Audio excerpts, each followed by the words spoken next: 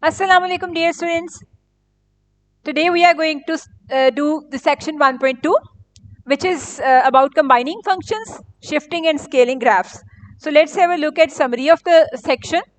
So it includes sums, differences, product and quotient of functions, then composite functions, shifting a graph of a function, scaling and reflecting a graph of a function. So first of all, let's define sum, difference, product and quotient of two functions. So if we have two functions fx and gx, then their sum, difference and product quotient is defined as follows. So fx plus gx can be defined as f plus g of x. If we have a function fx which is equal to square root of x and we have gx which is equal to square root of minus x, then we can write sum of these two functions as follows. So the domain of the sum of two functions or combining functions, the domain is actually the common portion of both the domain of both the functions, that is intersection of domains of both the functions. So in this case you already know that the domain of square root of x is this interval and domain of square root of 1 minus x is in fact minus 1, 1 closed interval, right? So what is the intersection of this and this interval? So intersection of both the intervals is 0, 1 closed interval. So the domain of sum of these two intervals is closed interval 0, 1, which is the intersection of domain of f and domain of g. Similarly, we can find f minus g and g minus f, and again domain is the intersection of both the domains. So in product, we define product of two function f dot g by of x by fx times gx. And in this case, if fx is equal to square root of x and gx is equal to square root of 1 minus x, then fx times gx is square root of x into 1 minus x. Again, domain in this case is the intersection of domain of both the functions. But in this case, when we take quotient, there is a little bit difference.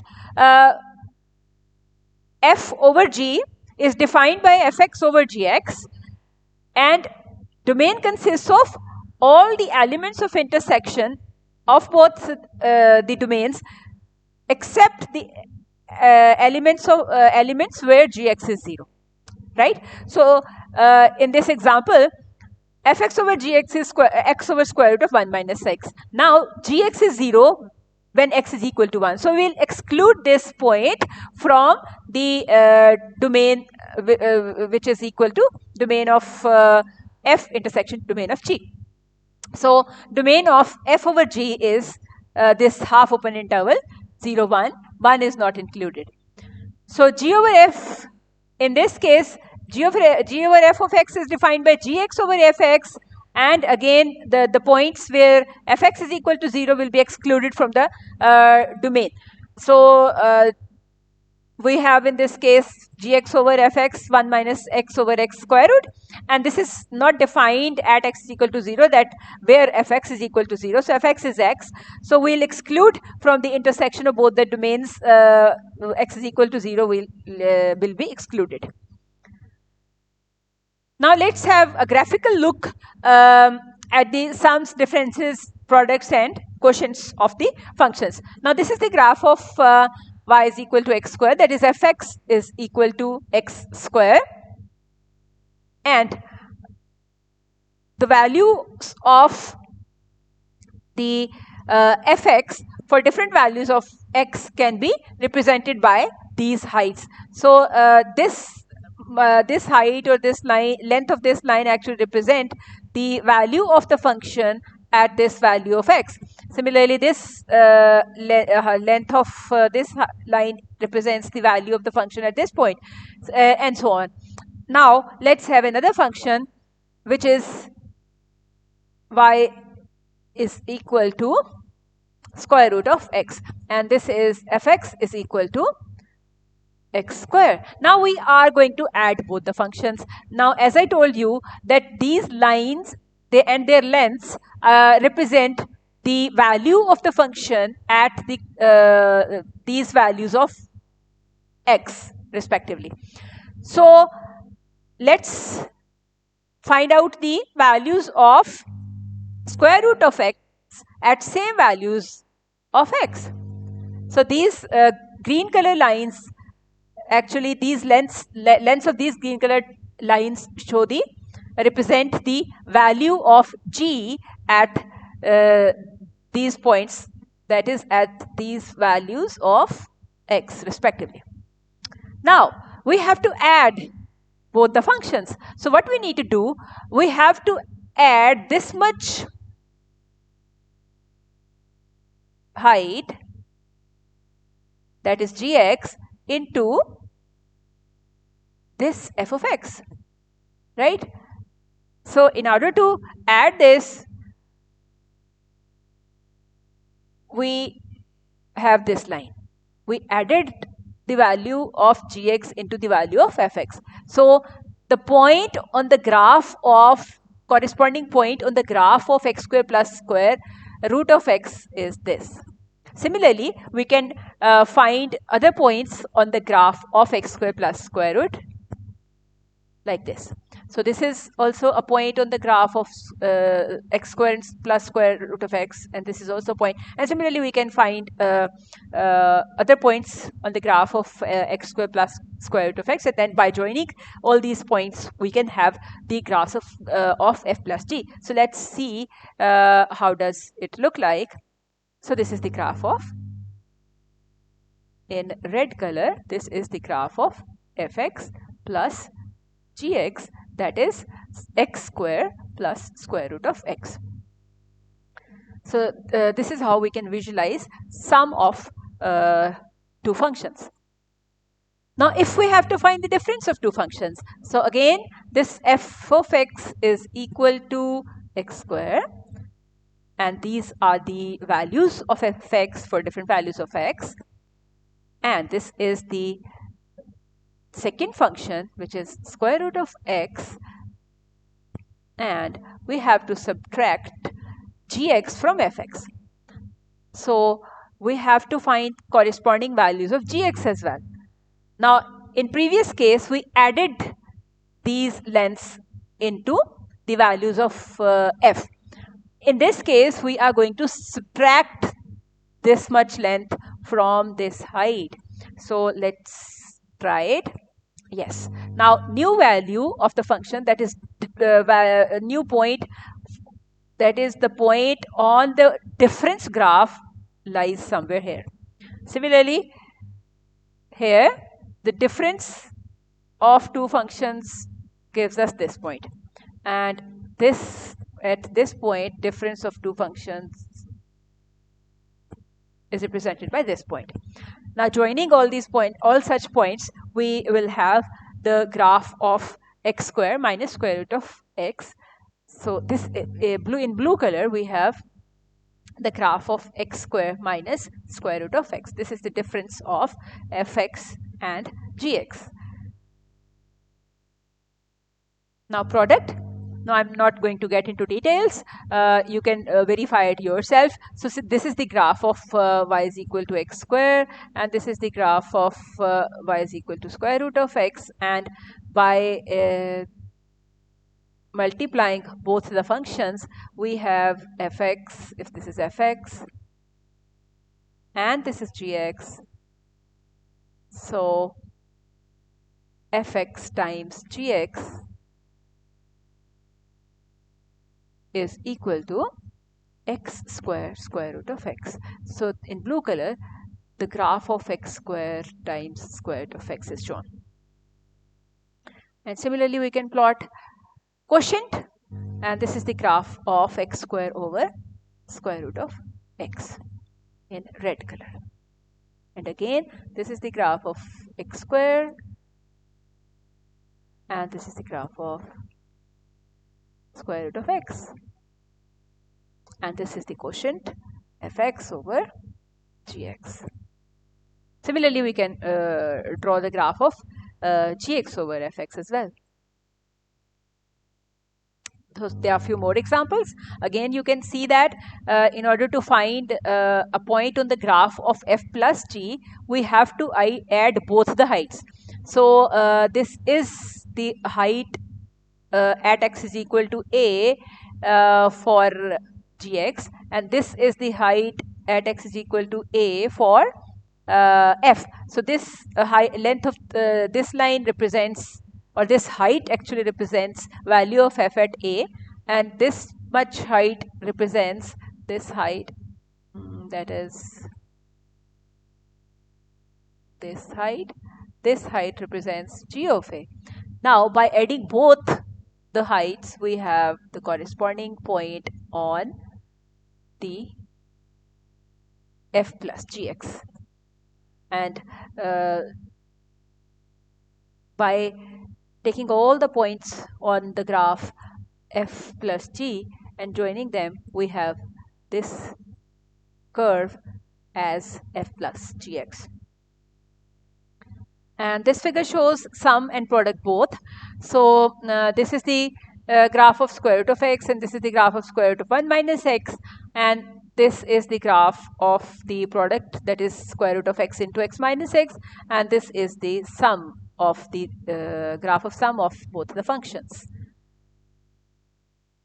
Now there is an other operation which can be done on two functions, that is composite functions. So if f and g are functions, the composite functions f naught g composed, that is f composed with g, is defined by f naught g of x is equal to f of g of x, right?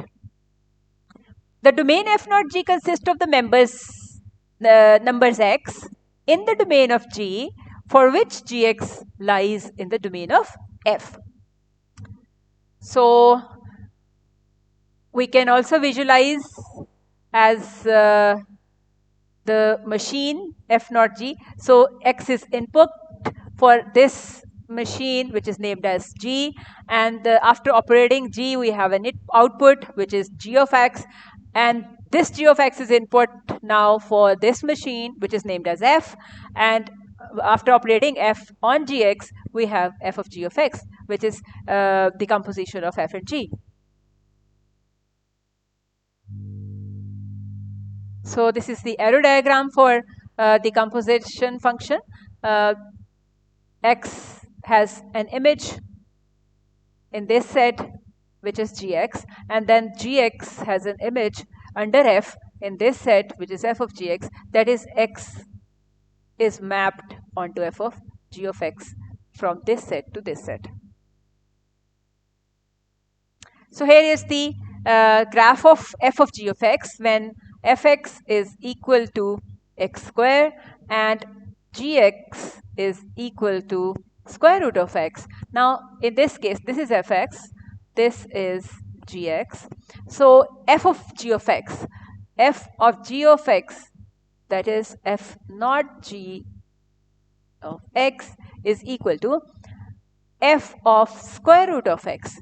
Now f of square root of x means square root of x square, which is equal to x. So f naught g of x is an identity function. You can see that the line y is equal to x, this is the line y is equal to x, which represents the graph of composition of f and g. So this is f naught g of x. Now let's find out the graph of g of f of x.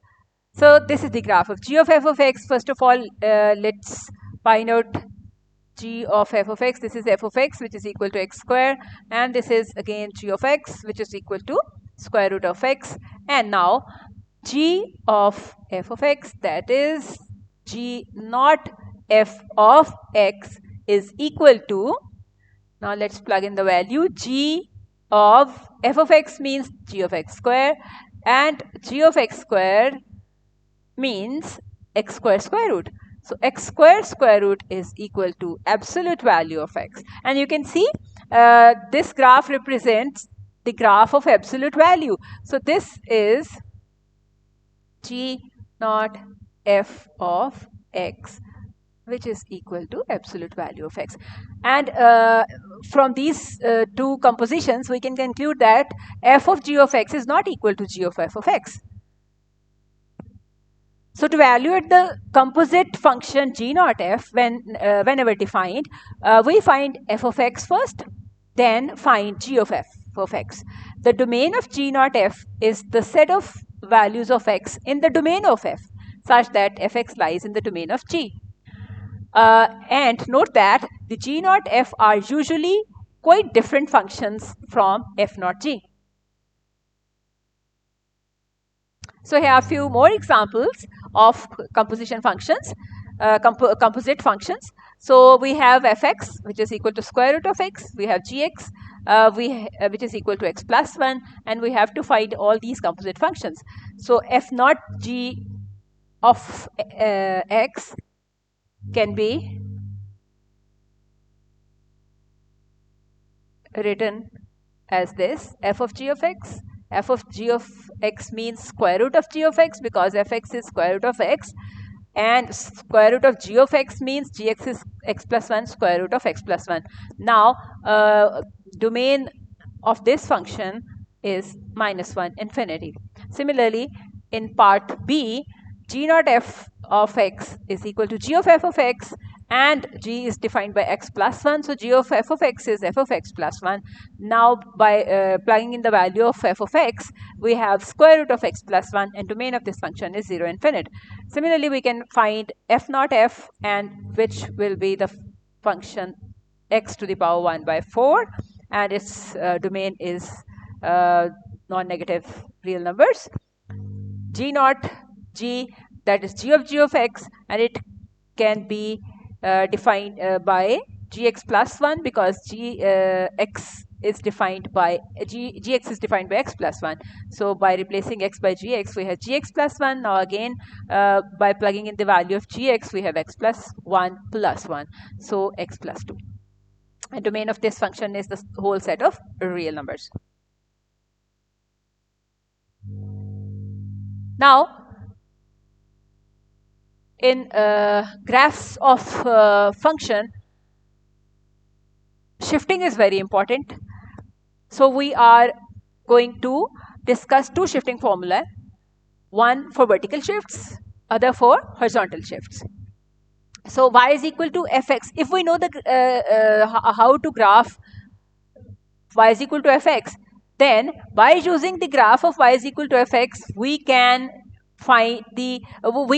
draw the graph of y is equal to fx plus k by this shifting rule. And this shift rule actually tells us f of y is equal to fx plus k shifts the graph of f up. That is upwards, vertically upwards. This is vertical shift. Vertically upwards, k units if k is greater than 0. And vertically downwards if k is less than 0. Vertical down k units. If k is less than unit, k absolute value, of course, we are vertically down. We are going vertically down in positive units. So that is why this absolute value of k is considered in this case. Similarly, horizontal shift is defined by this formula. If we know the graph of y is equal to fx, then we can draw the graph of y is equal to f of x plus 8 by using this graph. And we just need to shift the original graph to horizontally right or left. So how can we do it? So this formula, f is y is equal to f of x plus 8, shifts the graph of f left h units if h is greater than 0, and shifts right absolute value of h units if h is less than 0. So we'll have deep understanding or deep insight of this concept with the help of several examples. So these are the vertical shifts. Actually, this is the graph of this first graph is fx is equal to x square. You are very well familiar with this graph. And next, this graph is x square. Actually, we can write it as y is equal to fx plus 1, that is x square plus 1. So this shifts the original graph vertically upwards 1 unit. Now k here is 1, right? Similarly, now this graph in green color shows the graph of y is equal to fx minus 1, that is x square minus 1. K here is minus 1. So original graph is shifted downwards 1 unit, vertically downwards 1 unit. So this is how we can apply these shift formulas. Now let's have a look at the horizontal shift. No, this is again a vertical shift, sorry. This is again a vertical shift. Now in this case, we have basic graph y is equal to square root of x, absolute value of x. So this is y is equal to absolute value of x. Now this is the graph of, in red color, y is equal to absolute value of x plus 4. And this shifts the graph upwards, because k in this case is 4, upwards 4 units, right? And again, we have the basic graph y is equal to absolute value of x. And when we subtract 4 from absolute value of x, then we have this new graph which is shifted 4 units down, vertically downwards, right? So this is how this these shifts work. So this is another example of vertical shift. So let's have a look at horizontal shifts. So again, very well-known graph of the function y is equal to x square. And this is the graph of the function y is equal to, now since this is horizontal shift, then this will replace x by some x plus h or x minus h. So this is the left shift. It means we are going to add something in x. And how many units are there? Only 1 unit. The original graph is shifted towards left, horizontally left. 1 units horizontally left. So it means h must be greater than 0, that is 1 must be added. So actual function is x square, and this blue colored function represents the graph of y is equal to x plus 1 square, right?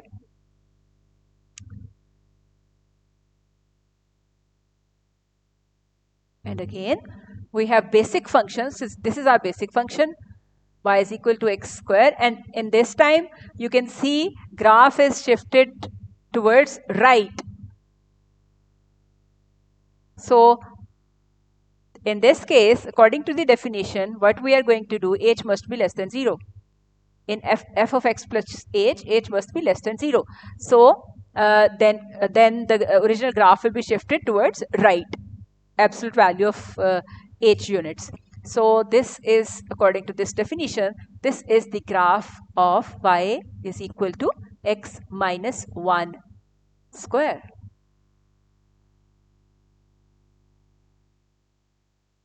So there are a few more examples for horizontal shifts. Again, the other function, that is absolute value of x, we have y is equal to absolute value of x. Now x is replaced by x minus 4, that is h is less than 0. So we can see the shift towards right, horizontal shift towards right side. And how many units? In how many units? 4 units, because 4 is subtracted from x. Okay. So this is the next graph.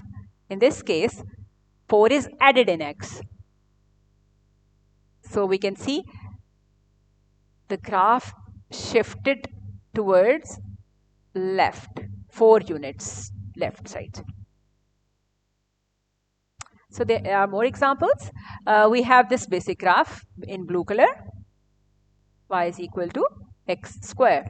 So this is the graph of y is equal to x square minus 2, and this is the graph of y square is equal to x square plus 1, and this is the graph of x square plus 2.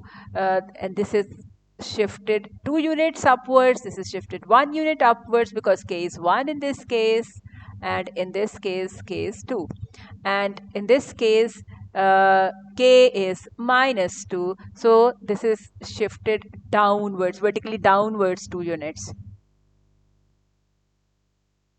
So this is the horizontal shift. We again have y is equal to x square, and this is the shift of this original graph, right shift of this original graph in 2 units. So this is the graph of y is equal to x minus 2 square. X is replaced by x minus 2, and when x is replaced by x plus 3, so graph is shifted towards left side by 3 units.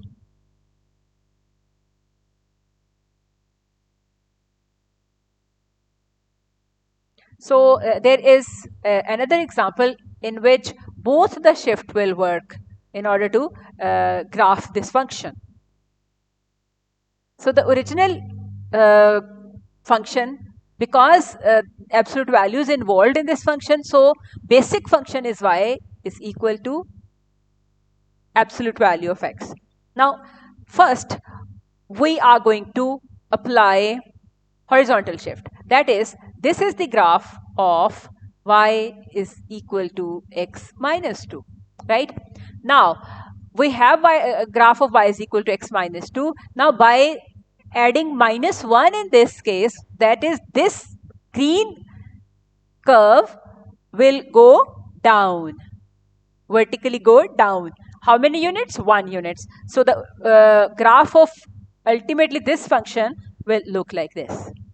See?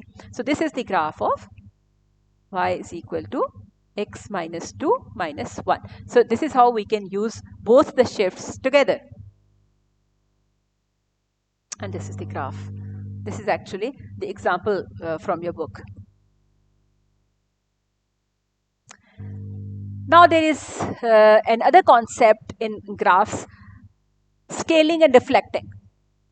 So they are, you can see there is a table which represents a list of vertical, horizontal scaling and reflecting, stretching, compression and reflection. So how do all these formula work? So let's see.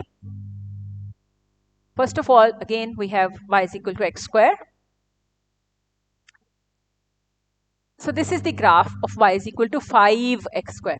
Now you can see that first formula actually tells us that if we multiply a function, so function here is y is equal to x square in this case.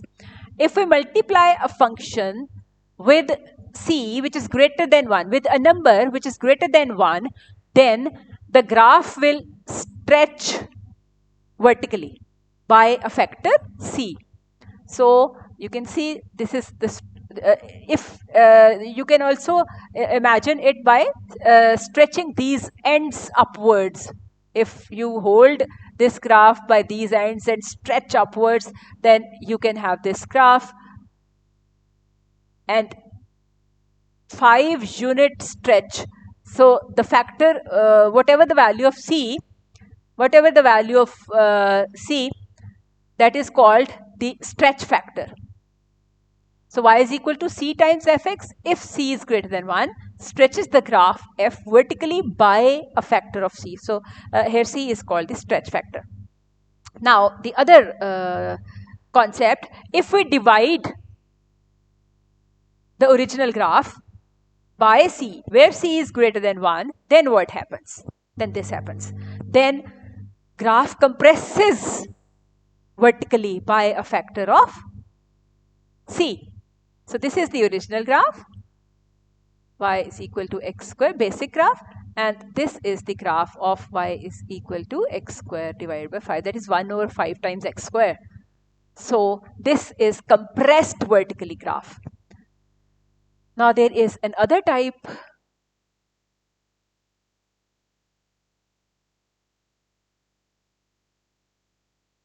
There is another type of compression, that is, if we multiply x by some factor, again that factor is greater than 1. And now keep it in mind, in first block, c is greater than 1. So if we multiply x, now in previous case, what we did, we multiplied the function by the factor c, right? So in this case, we are going to multiply the x, that is input variable, with a factor c which is greater than 1. Then graph compresses, graph is compressed horizontally by a factor of c. So this is compressed horizontally by a factor of c, right?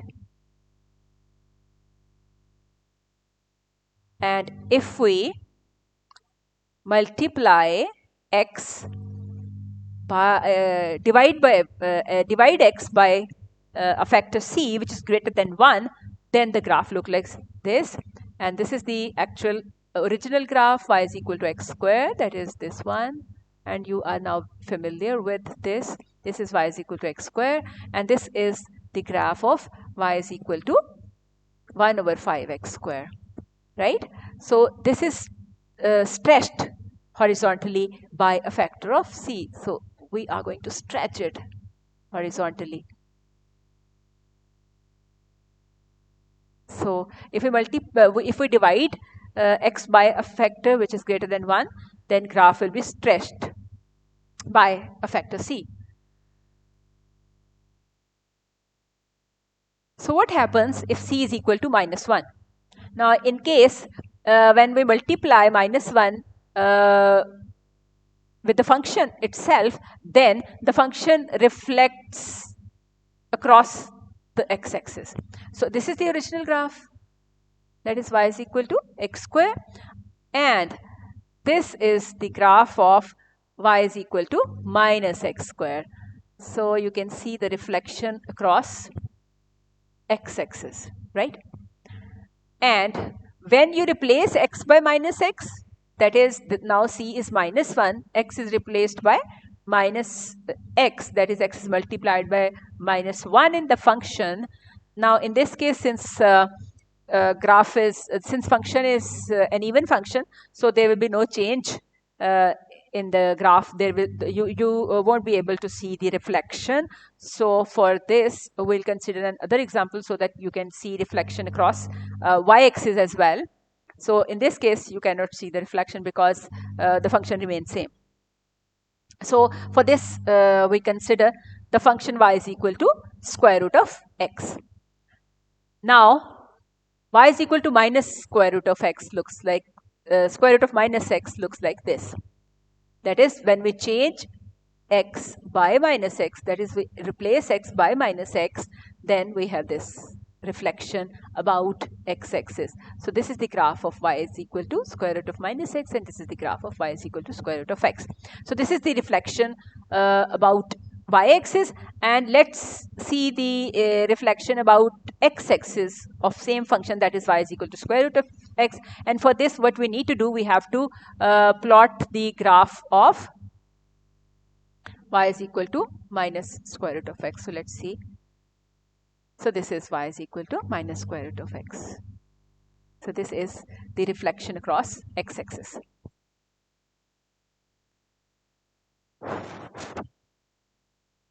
So here is another example of vertical stretching and compressing. So this is the original graph in blue color, right? Y is equal to square root of x. And when we divide it by a factor which is greater than 1, then the graph is compressed vertically, right? And if we multiply it by the factor greater than 1, then you can see the graph has been stretched vertically. Another example, horizontal and stretch and compress. So again, we are going to consider the graph of the function y is equal to square root of x. Now, in case of horizontal and horizontal stretch and compress, we have to multiply x by some factor. Now, if we multiply x by some factor which is greater than 1, then we have compress, horizontal compress. And if we divide x by a factor which is greater than 1, then the graph is stretched horizontally in this direction.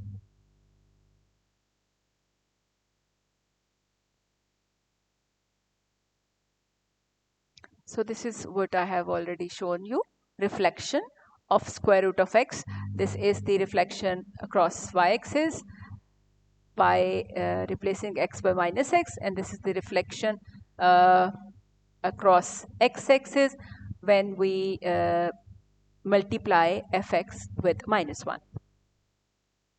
And there are a few more examples. This is the original function, x4 minus 4x cubed plus 10.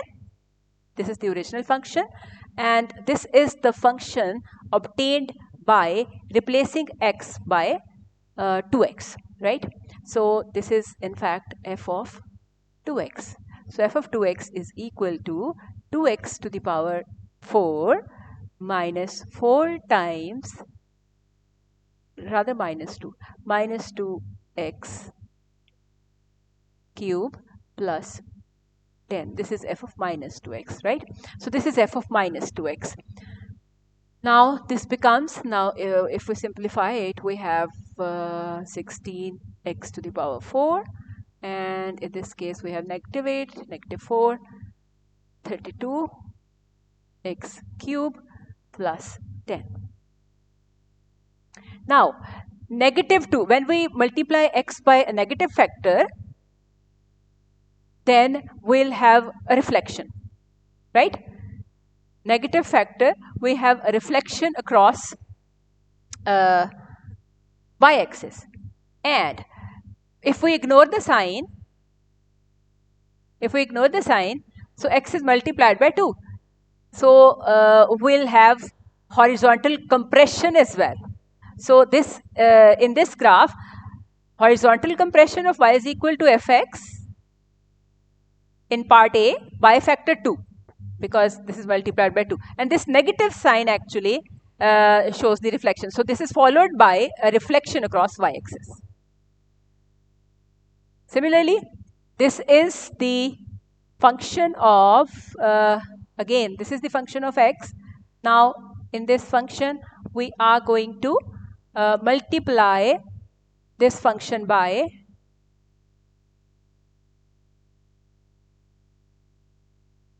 minus 1 over 2. So in result, we have negative 1 by 2x4, and negative will make it positive. So we have 2x cube, and negative positive will make it negative. So 10 by 2 is 5, right? So what is going to happen in this case? This negative sign will actually result in reflection across x-axis, because in this case we have multiplied the function itself by a negative scalar, right? Now the next part, reflection, comes from this negative sign, and the next part is division by the factor which is greater than 2. So if we divide a function by the factor greater than 2, it will give us compression. So vertical compression along with the reflection across x-axis, so the graph will look like this. There is another example. If we have a circle, x square plus y square is equal to r square. So in this case, horizontal stretch and compression are shown. In part B, horizontal stretch has been shown, where C, we just multiplied x square by some factor c, where c lies between 0 and 1, right? And we have this horizontal stretch. You can see here the point lies somewhere here, and this stretch actually leads us. This point actually remains same. There is no change vertically in the graph. Note this fact. There is a change in horizontal position. So this r is now replaced by r by c. So we have horizontal stretch by the factor c. Okay. So in this case, c is greater than 1. and we multiply x square by c square, and the resulting graph will look like this. Again, we multiplied x by the term involving x by the factor which is greater than 0, greater than 1, right? So you can see that there is no change in the vertical part, but the horizontal part has been compressed by the factor c. Okay, so this r has actually been shifted to r over c, and c here is greater than 1. This has also been shifted over r over c, but in this case c is less than 1, greater than 0, less than 1. That is a fraction. So when r is multiplied, r is divided by some fraction, so the resulting value will be larger than r. In this case, and that is why there is a horizontal stretch. But in this case, when we divide r by some factor which is greater than 1, the value will be less than r. So that is why you can see the compression, horizontal compression. So let's see, let's have another example. This is a circle centered at origin with radius 1. So this is the vertical stretch. This is the vertical stretch, and this is the graph of, let me write here, x square plus y square equal to 1, and this is the graph of x square plus y square over 4 equal to 1. That is, in this case, a factor c which lies between 0 and 1 is multiplied by y, the term involving y. That is why you can see the stretch along y-axis, and you can see that the horizontal shape remains as it is. It intersects x-axis at 1 and -1 as original graph does. So you can see the stretch, vertical stretch in this case. Now, if we multiply y square by a factor which is greater than 1, then what happens? See, so this is the case. When we multiply the factor by factor which is greater than y square by the factor which is greater than 1, then we have this graph, and this is the graph of the function x square plus 4y square equal to 1.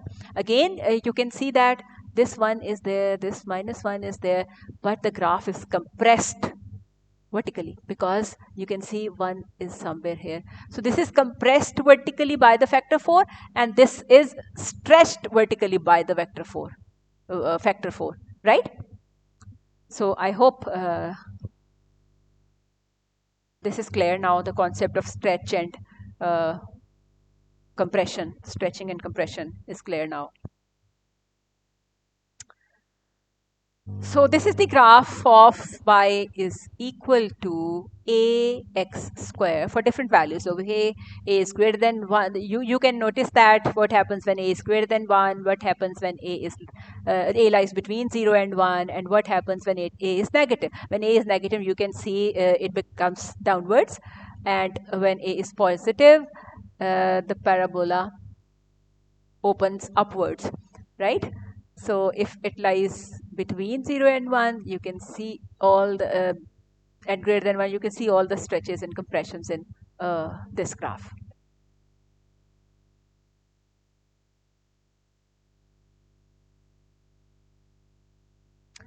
So you have to remember these 5 basic graphs.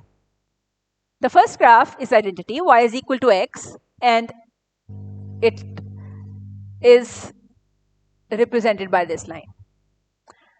Y is equal to x square, very well known graph. We have used it for a lot of times. Y is equal to x cubed. It looks like this. Y is equal to square root of x, and this is the graph of square root of x. And y is equal to absolute value of x. This is V-shaped graph. So you have to remember these basic graphs. These are also called parent graphs, and we can draw many graphs using these basic graphs by using the formula for translation, stretching, compression, reflection, and all the formula we just learned, we can use to create new graphs using these basic graphs. So there is an other graph. This is actually y is equal to x to the power n. So for different values of n, you can see the graph.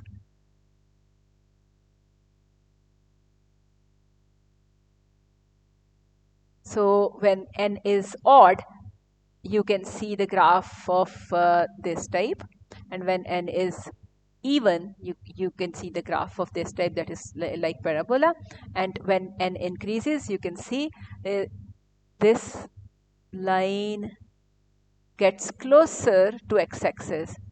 So this actually looks more like a rectangle. So as n increases, you can see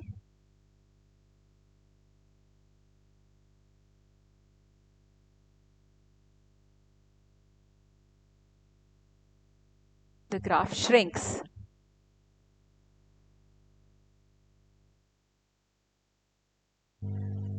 All right, what if we have this type of a function and we have to draw it? This is, in this function, h represents horizontal shift, k represents the vertical shift, and this a represents the direction. If a is positive, this factor a is positive, then the direction of the graph will remain as it is, as original graph has. And if a is negative, then the graph will be reflected. That is, if a is positive, in this case, since this is its basic graph is parabola y is equal to x square. So in this case, if a is positive, then it will open upwards, and if a is negative, then it will be downwards. So it will go down. So by using all these properties, we can create a new graph from a known function. And again, more conditions on a. If absolute value of a is equal to 1, then you will have a standard parabola, of course. Then there is no change. If absolute value of a is greater than 1, then you will have a skinny, that is shrunk parabola. And if absolute value of a is less than 1, then you will have a fat parabola. And we have already actually observed all these situations. So here is the graph of the function y is equal to x plus 1 square plus 3. So first of all, you have to start with y is equal to x square. Then you will draw the graph of y is equal to x plus 1 square. And this is actually horizontal shift towards left with 1 unit, right? And then this graph will be shifted upwards 3 units in order to achieve this graph. So this is how we end up with the green graph, which is the required graph, right? Now again, there is another graph, and this is for the function y is equal to 2x minus 3 square plus 4, right?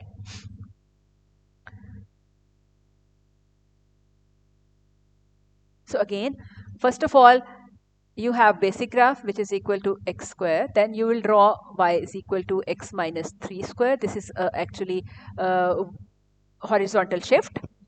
And then you draw the graph of 2 times x minus 3 square, right? So then after that you will add it 4 for the vertical shift. So again there is a reflection graph. Y is equal to minus 3x minus 1 square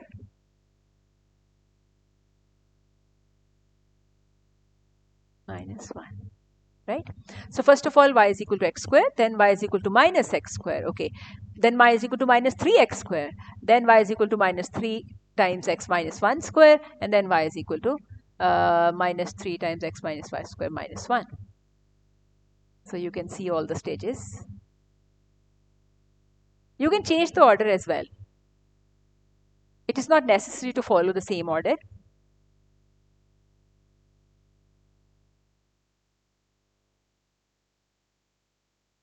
So there are a few examples we are going to do ourselves, okay.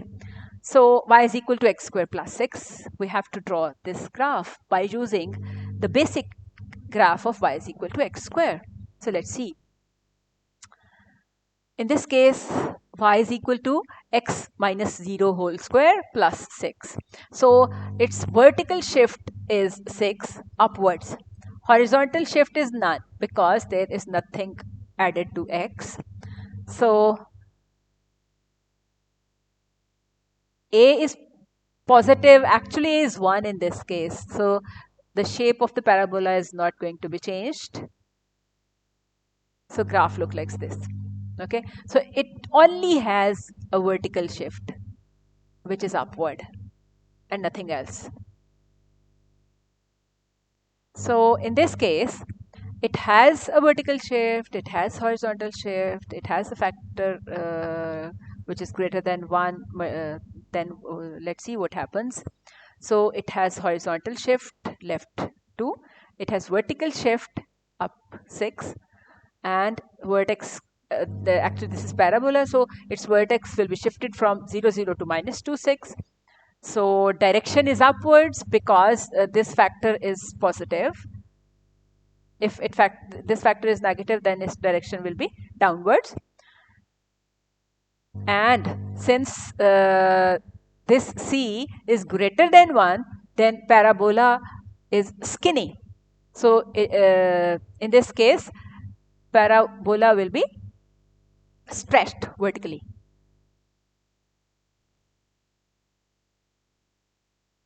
So here we have the graph of this function by investigating all the facts. So this is the graph.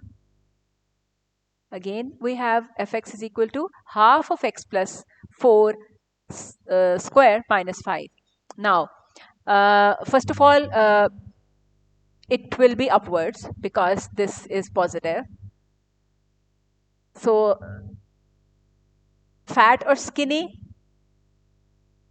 This is going to be fat because we are dividing by the factor which is greater than 1. And this its vertical shift because of this negative 5 is downwards 5. Its horizontal shift is because of this positive 4 is left 4 units left side, and axis of symmetry is x is equal to minus 4, and now the graph of this function looks like this. So actually original parabola was somewhere here, and the new parabola is shifted 5 units downward, 4 units, you can see there, 4 units left side. So this is the vertex minus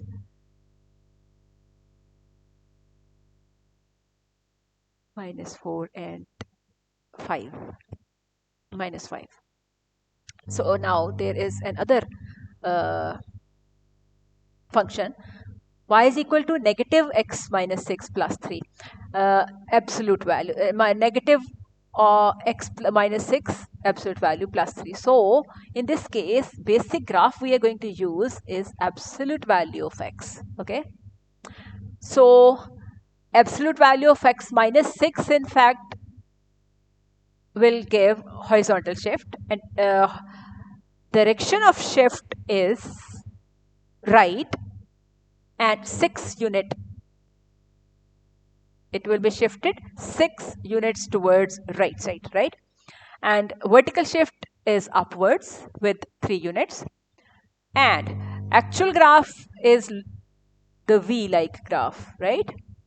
But because of this negative sign, its shape will be downwards. Okay. So what about fat and skinny? It will be standard because only -1 is multiplied. So this does not change the structure of the graph. It remains standard. It is not stretched or compressed. So what is the graph then? Wow. So this is the actual graph. Y is equal to absolute value of x. And by using all these conditions, we have the new graph, which is negative x. You can see that it's downwards. So this is upwards, this is downwards, because this negative sign, this is reflected. Now, which part is actually reflected? X minus 6. First, it is shifted horizontally towards right side. 6 unit shift has been happened. So that is why you can see this vertex here at x is equal to 6. And this is shifted vertically upwards and with 3 units, right? So this vertex actually lies on 6, 3 somewhere. Yes, 6, 3. And because of this negative sign, this is going down. There is another example, and this is about its basic function is y is equal to x cube. Okay, so let's see what is the horizontal shift, and horizontal shift in this case is 1 towards left, 1 unit towards left, and vertical shift is 5 units downwards. And yes, there is no vertex because its graph looks like this. And because there is no factor, then we can assume that 1 is multiplied with x plus 1 cube. So we'll have a standard graph. There is no stretch and compression. So let's have a look at the graph. So this red is the original function, that is y is equal to x cube, and this blue is the shifted graph. This is shifted vertically downwards and horizontally left. So you can see the new graph in blue color. And in this question, square root function is used. So its parent function is square root of x. Okay, so x minus 2 actually tells us the horizontal shift, and which direction? Right horizontal shift with 2 units, and plus 5 shows that the vertical shift upwards with 5 units, right? So since there is no factor multiple, that is there is 1 only, so the graph will be standard graph, and there is no negative sign, so it will be upwards. So here is the solution of answers of all these questions, and let's see the final graph. And this is the graph. So this is the graph of y is equal to square root of x, and this is y is equal to square root of x minus 2 plus 5. And you can see this is shifted 2 units horizontally towards right, okay, and 5 units vertically upwards.